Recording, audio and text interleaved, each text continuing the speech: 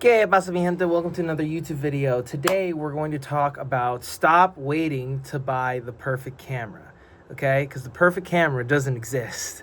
My name is Pedro. I'm literally a digital marketer and own 2 SMMAs with millions of views, over 50 million views, 100 appointments set, and a Grammy to my name. I'm not trying to sell you anything. I just want you to make better content.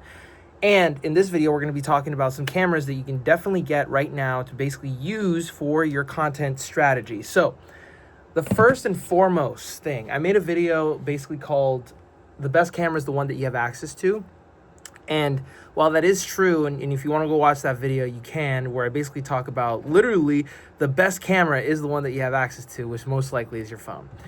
And I'm going to talk about specifically your phone being your best camera, period, because you can take it anywhere.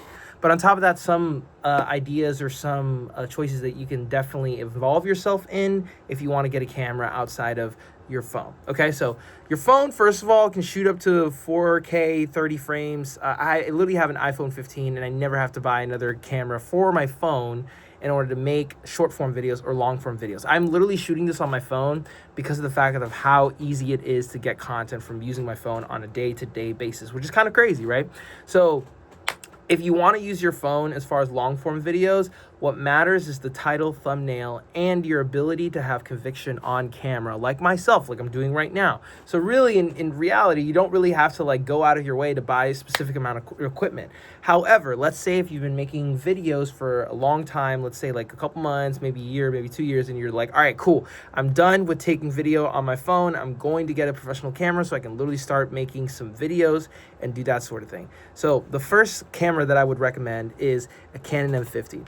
I cannot tell you how many binds this camera has literally gotten me out of, considering what you can do with this camera overall and the fact that it has a flip out screen, bro. I love this thing. It was literally my first camera ever. It cost me $500. My brother bought it for me for my birthday about 5 years ago, damn near the pandemic. And I've been shooting stuff on here for the longest, especially when I'm out in the world and I need something to shoot with if I don't have something more extravagant like the cameras that I'm about to show you later. I literally have 4 cameras to show you, but the Canon M50 has a really great sensor. It takes a lot of really great video quality. It has a flip out screen, which you can literally touch. It's a little touch screen. And it has multiple modes in which that you can shoot in, but the most important thing is that you can actually shoot in video mode, and it has the ability to take photo stills and photo shots if you want to take your thumbnails on your camera. So I would recommend this 1000%, especially if it's you're starting to get into content creation, you don't want to use your phone. This is literally what I recommend to everybody every single time, if not the DJI Osmo Pocket 3. But I'll have another video at some point talking about that camera. But anyway, that's the Canon M50. Now, let's say, for example, you want to upgrade, right? And we're not talking about lenses, okay? We're talking about cameras specifically. Let's say you want an upgrade from your Canon M50 and you're like, dang, I need a bigger sensor so I can get more visible quality in my videos overall. What I would get is the Canon M6, which is essentially a step up. If I'm not mistaken, this has a 24 megapixel sensor on this camera, which is pretty big in comparison to the M50, which I think is like 10 or 12 or even 18. You got to check me on those numbers. But the Canon M6 at least has a bigger sensor on a small body. Look at this frame, bro. I could literally do this vlogging. This is literally my vlogging camera. I don't care what anybody says. I will take this around. I will literally throw this up and up the wazoo. It's not heavy, just like the Canon M50. Literally, both of these guys are super inexpensive and they're not heavy. Also $500 if you look this up on eBay and whatnot. It doesn't have a flip out screen, which I don't necessarily love. But you can deal with it. Literally what I did was that I got a little cage to put on top, whether it be in the cold shoe, which is this little inslet right here. So that way I can actually put what's it called? A microphone, literally, so I could put a microphone on top, and that way it doesn't get in the way of me looking at my footage when I'm literally putting this articulated screen on top. By the way, articulated screens are screens that don't necessarily flip out. If it's a flip out screen, it'll tell you it's a flip out screen.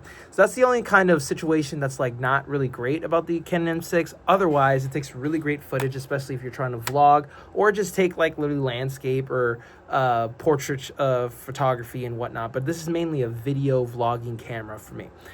Now, above that, we literally have a Grand Poobah, the last of the greatest DSLRs in my personal opinion. This has become my photography camera. Okay, this is 24 megapixels within this beefy body. I really love this camera because it literally took me and my content business overall, just on my SMMA, one of the two, to new heights, because now I can actually take professional video because of the pixel size, right? The pixel size of the sensor.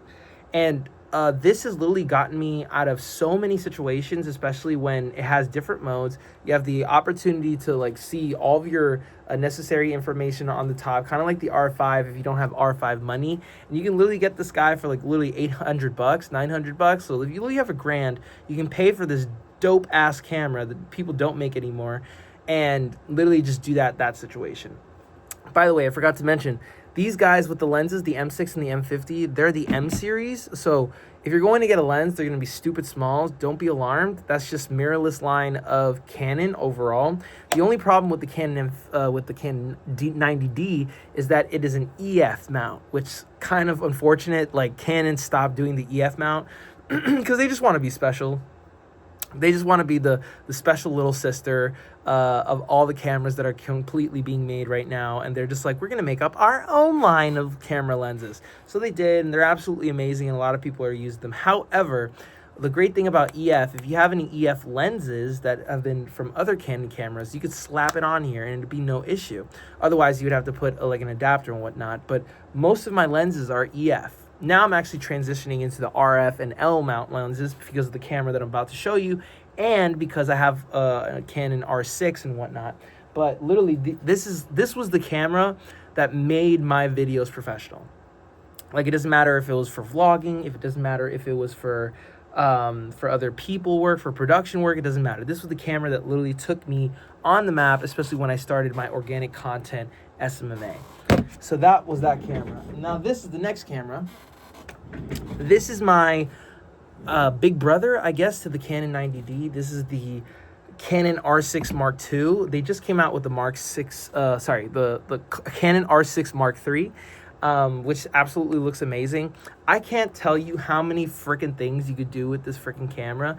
Not only is it super sleek and basically roughly the same size as the Canon 90D, but on top of that, it comes with a bunch of different things that you couldn't do before. Like, literally, the main thing for me, I needed a camera that wouldn't burn out literally from all the footage that I'd be shooting all the time, because it literally has a time limit of like 59 seconds, and the 29 minutes and 59 seconds, and this guy can literally record on end for like 2-3 hours straight, no problem, as long as there's enough space.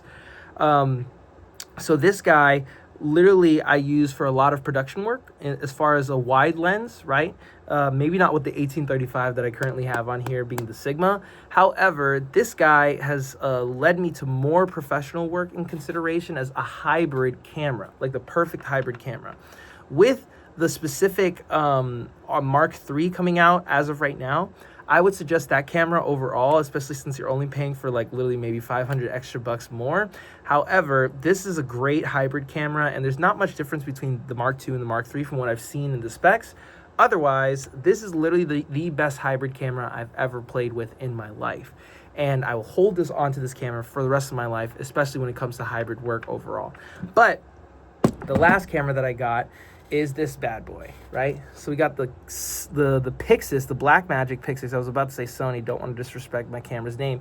It's literally the Pixis, the Blackmagic Pixis, more so than anything else, has been one of my favorite cameras as far as production work.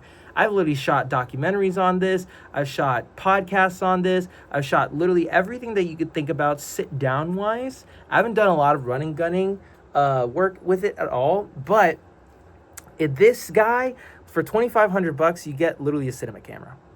I don't think you can say that about a lot of cameras around the world. You know what I'm saying? I mean, maybe you could say that about the Komodos within Red, or like maybe the Nikons or whatever that they're making in every other place. Like literally Sony, you have to pay like $3,000 just to get like an FX3, like $5,000 to get an FX6. Like, why would you do that when you can get literally just a little learning curve as far as anything else is concerned via Blackmagic?